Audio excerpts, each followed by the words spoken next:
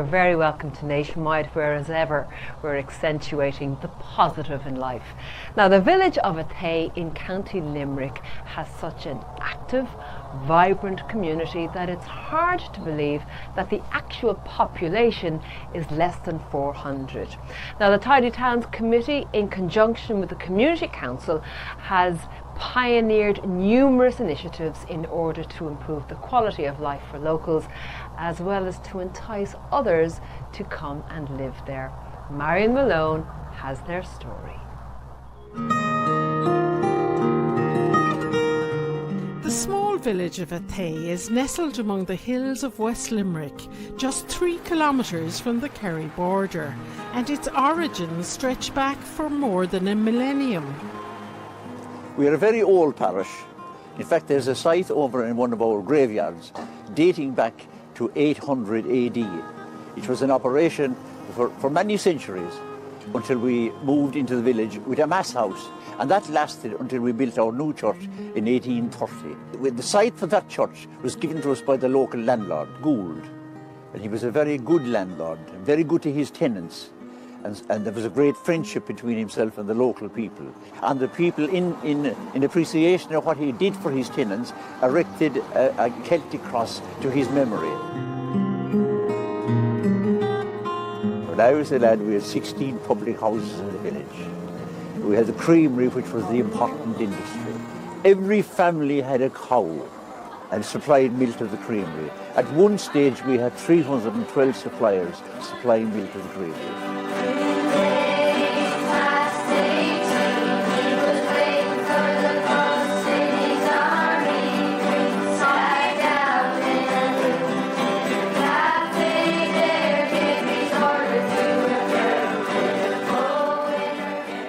Both Athea Tidy Towns and the Community Council have been involved in restoration and development projects to improve the village.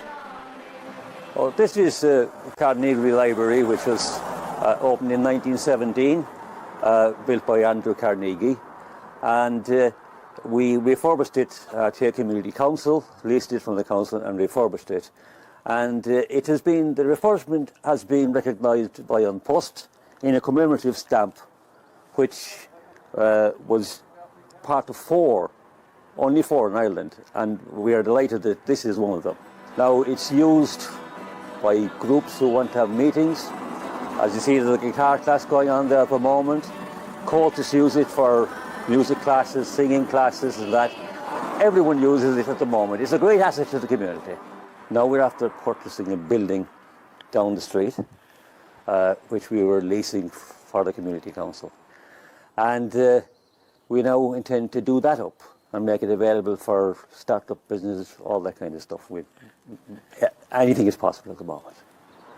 If you have any good project to do in Athea, you get 100% backing from the people. They're also the most friendly, welcoming people in the world.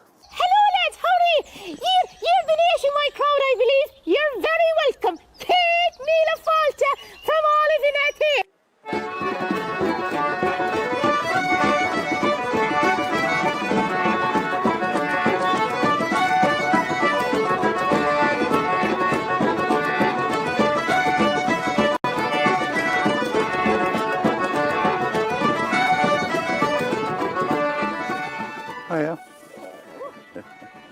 Liz and Jim Dunn relocated from the UK to enjoy an active retirement as part of the Athea community. It's a decision we've never regretted. We absolutely love it. And for us, a lot of people asked us why we hadn't bought in Kenmare or Bantry, where a lot of other English people had bought. But for us, it was very important, the feeling of belonging, to be able to be in a community where we felt we could contribute. Liz's husband, Jim, was initially somewhat reluctant to get involved with the local Tidy Towns Committee. It started really with Liz trying to get me out of the house and made me join Tidy Towns, because I'm the sort of stay-at-home sort of person and she isn't. So we joined, and every Saturday we used to go down and collect rubbish and so on. And then one day, a barn-like structure in the middle of Athea got blown over, and left a rather ugly gap. So they asked me if I would perhaps put some decoration on it. I thought of a little simple Celtic decoration just to zazz it up a little bit. But then it turned into a sort of community thing, and this sort of tended to grow on a Saturday, and it included children at certain Saturdays. There would be 10 or a dozen children painting away. And thus evolved the famous Athea mural, depicting scenes and characters associated with the history and culture of the village. And the legend of the giant has prompted the rebranding of Athea as the Giant's Village. So this is the giant of Athea. There was a giant living in Athea once, and when his mother died, he was taking her to the graveyard to be buried when she began to fall apart. Her bones were scattered all over Athea, and where each bone fell, that townland is now called after that body part, such as Drumfada, where her backbone fell. As you can see, there are some very tall people living in this parish to this day. Athea has witnessed the closure of many shops and pubs, as well as its post office over the years, but locals have adapted and are grateful for the multi-service retail centre that remains.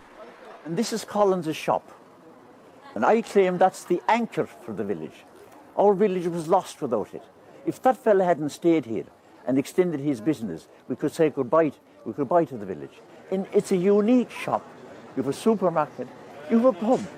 You can get your bottle of milk when the pub closes at night. You can get your sliced pan. You can do your shopping.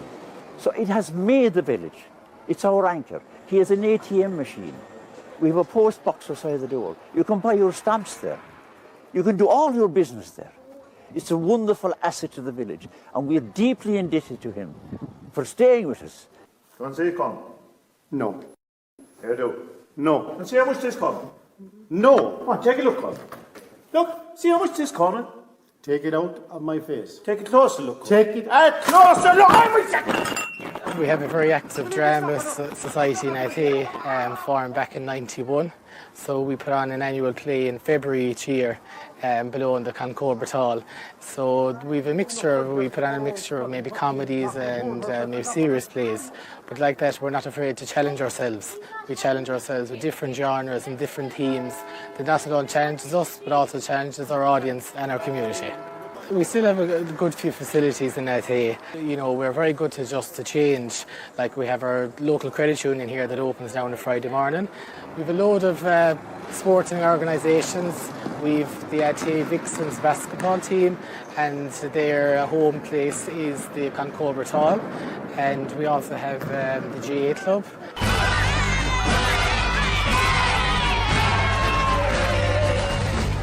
Following on from Limerick's winning the All-Ireland last year, they set up a hurling club, so that's something that has been in Athea before.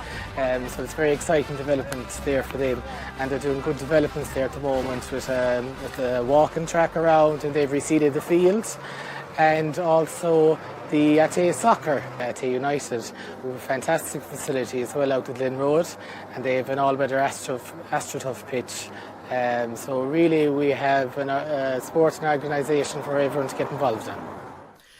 Other unusual facilities include the sculpted post box housing a defibrillator and a much valued autism unit which is part of the local national school.